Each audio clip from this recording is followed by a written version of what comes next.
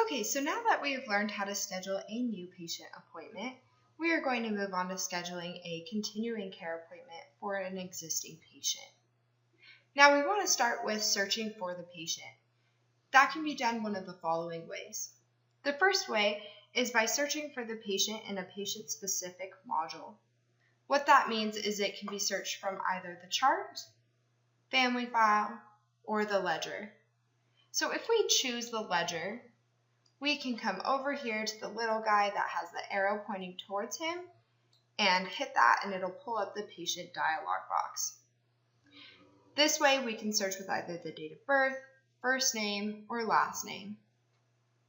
Now say we wanted to go from the family file, we would select the little man with the arrow pointing at him again, and it pulls up that dialog box. And then again, it would be the same thing if we did it through the chart. Now, this is one of the ways that you can search for a patient, but there is a faster way to be able to do that. So how we're going to do it is very similar to the way that we did with a new patient. We're going to look for an open time on the appointment book view and double click on that appointment time slot. So we're going to double click here at 8 a.m. That automatically pulls up the patient dialog box where we can now enter in the patient's information and search for their family file. I'm going to search with the patient's date of birth. So their date of birth is January 1st, 1992. Looks like a lot of our patients have that birth date. So we are going to select the patient Joe Dirt. So I've identified Joe, and I'm now going to press OK. That's going to auto-populate the appointment for us. The first thing that you want to check when an appointment does auto-populate is the provider ID. Because the patient was last seen by Dr. Cannon, it is going to already put Dr. Cannon's ID in there for you. Now, because he is seeing Dr. Cannon, that is accurate, but he's an adult and we're scheduling him for a cleaning, so he'll need to be with Dr. Cannon's hygienist ID. So we're going to hit the double arrows and search for Dr. Cannon's hygienist ID. And I found it right here, and then I'm going to hit select, and it has changed that provider ID now. Now the next thing that we want to look for is the reason.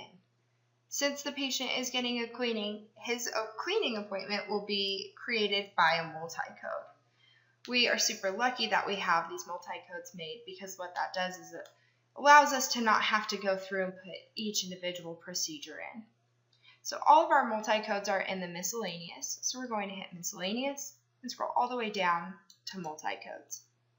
Now because Joe Dirt is an adult and he has private insurance, we're going to scroll down to the P's section.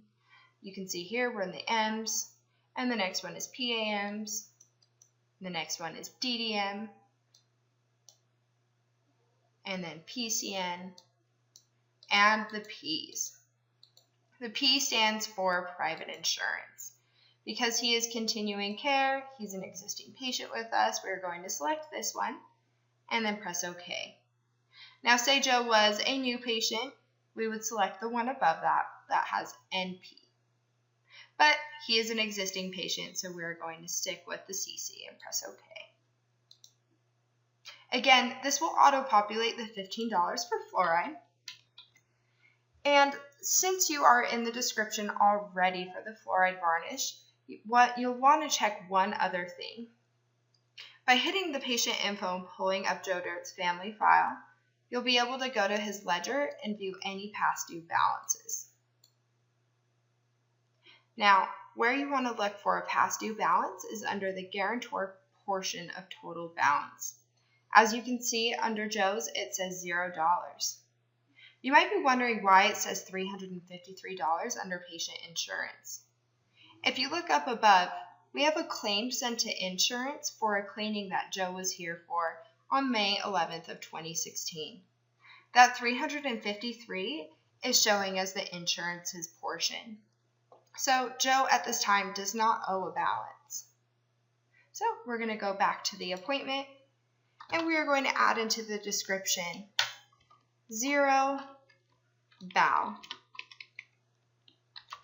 What that means is that the patient has a $0 past due balance. Now, the next thing we want to do is make sure that the length of the appointment is correct.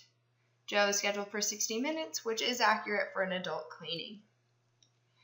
We also want to make sure that while Joe is on the phone that we ask him if he still has the same insurance.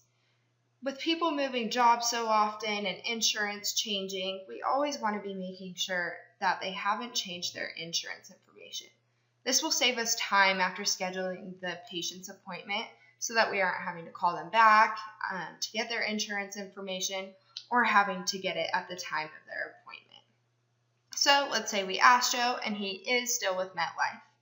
The next thing we're going to do is come back to the appointment and we're going to hit Pinboard.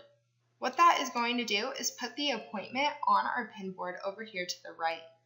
This allows us to be able to view the appointment book view and move from day to day. So right now we're on Saturday, July 15th.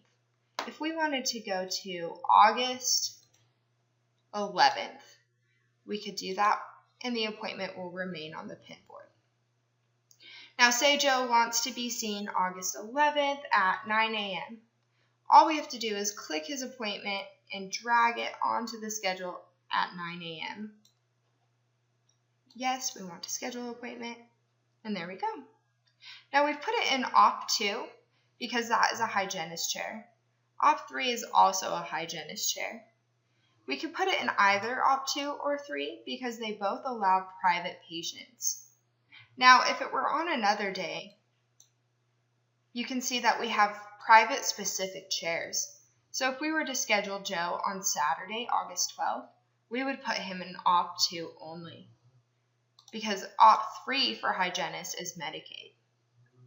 But because Joe was on that Friday and it's all private patients, he is okay to be seen in either operatory. Now say Joe requested to be seen by Joy. All you have to do is drag his appointment over and press yes, move appointment, and he is now in Appt 3 seeing Joy. Alright, now we have scheduled an existing continuing care appointment. Thank you for watching.